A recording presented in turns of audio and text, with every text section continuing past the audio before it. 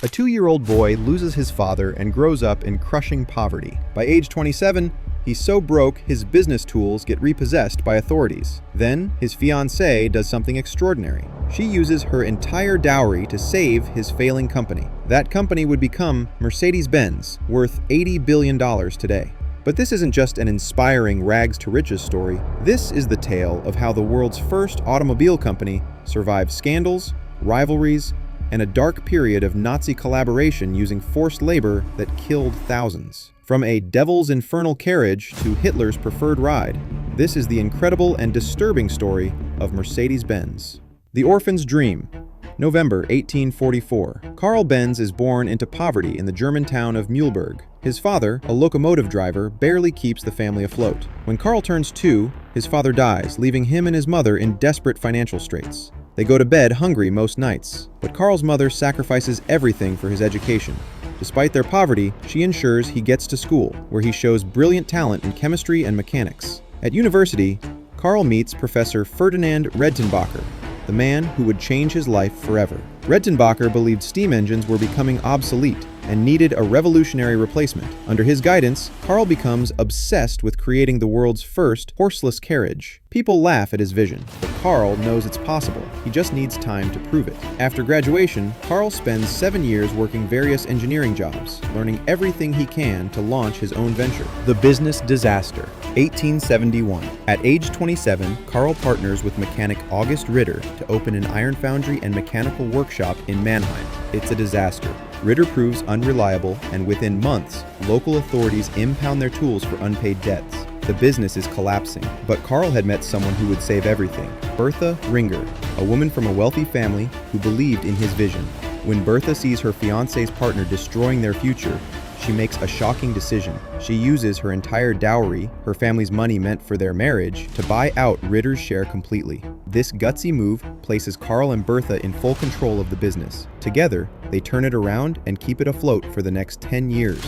During this period, Carl makes breakthrough after breakthrough, developing a gasoline 2-stroke engine, creating the first spark plug, carburetor, clutch, and water radiator.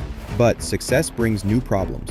As production costs rise, banks demand the business be incorporated. Carl is forced to take on investors and turn his company into a joint stock corporation. The result is devastating. Carl ends up with only 5% of his own company's shares. He's downgraded from owner to employee. Worse, his revolutionary ideas are ignored by the new management. They don't want to hear about horseless carriages. They want to focus on practical products that make immediate profits. Frustrated and humiliated, Carl packs his things and leaves the company he built. He's lost everything. Again, most people would give up. Carl gets back to work. The first automobile, 1883.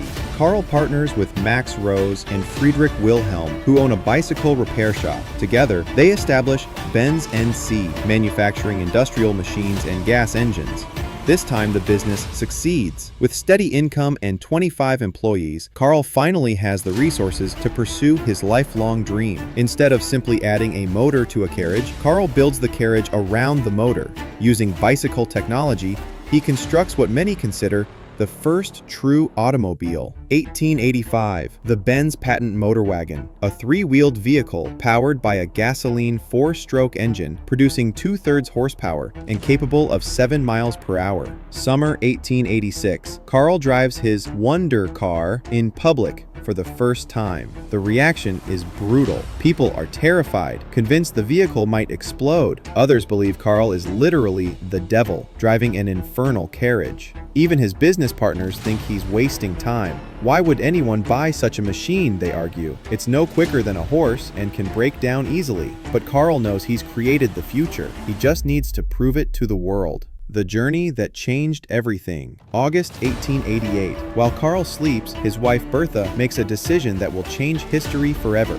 She gets up early, takes their 2 sons, and secretly drives Carl's car on a 66-mile journey to visit her mother in Pforzheim.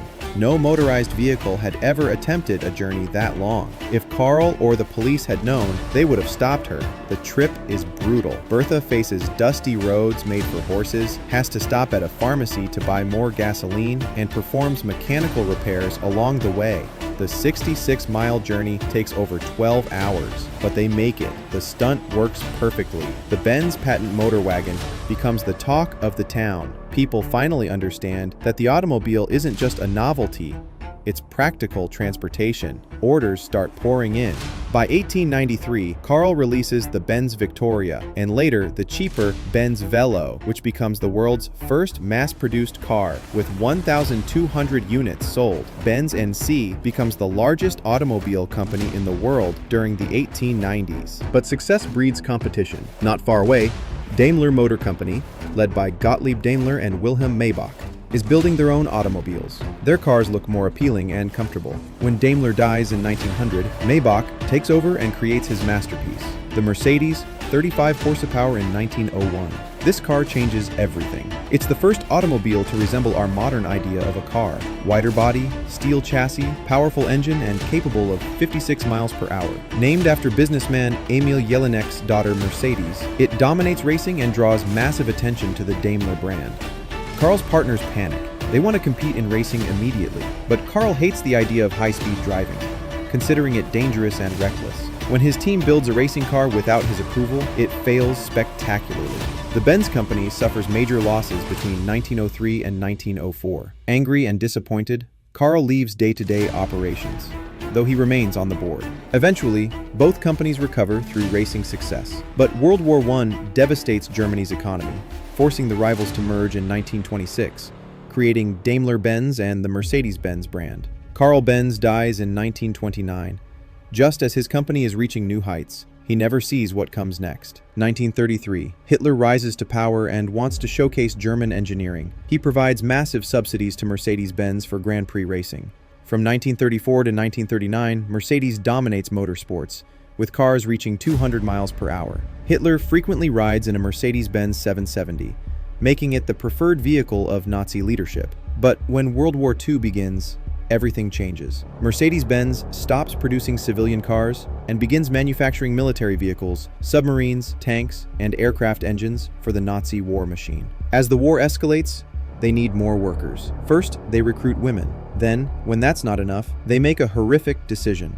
The unforgivable period. Mercedes-Benz begins using forced labor. Prisoners of war, abducted civilians, and concentration camp detainees are housed near plants and forced to work long hours under immense pressure.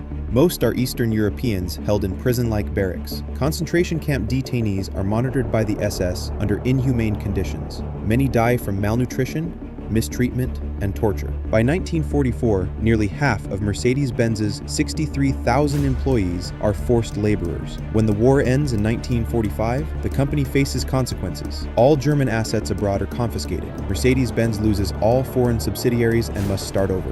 They're stripped back to their home plants, forced to denazify top management, and rebuild their entire operation from scratch. Most companies wouldn't survive this. Mercedes-Benz does. The Resurrection, 1946. Despite severe bomb damage, Mercedes-Benz obtains a production permit from American authorities. They have one advantage. They still own their plants, while competitors like BMW lose theirs to Soviet territory. Starting with ambulances and police vehicles, they slowly rebuild. By 1947, they're producing passenger cars again. Only 1,045 vehicles that entire year. But by the 1950s, Mercedes-Benz has regained its influence. They dominate motorsports again and achieve successful sales worldwide. 1954, the company profits over $1 billion for the first time since the war. Today, Mercedes-Benz is worth $80 billion, one of the world's most valuable car brands. The AI advantage. Today's entrepreneurs have tools Carl never could have imagined. While he spent decades perfecting engine designs through trial and error, modern innovators use AI to simulate, test, and optimize products before they're even built. If you want to build your own revolutionary business and leverage the tools that could accelerate your success beyond what even Carl Benz achieved, check out AI Frontrunners, link in the description. There, you will learn how the pros maximize and get the most out of AI, using lesser-known techniques and tools most people are completely unaware of. Carl Benz's story is a reminder that revolutionary ideas often face massive resistance.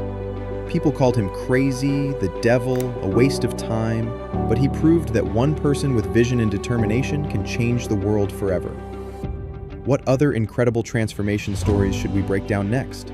Let me know in the comments below.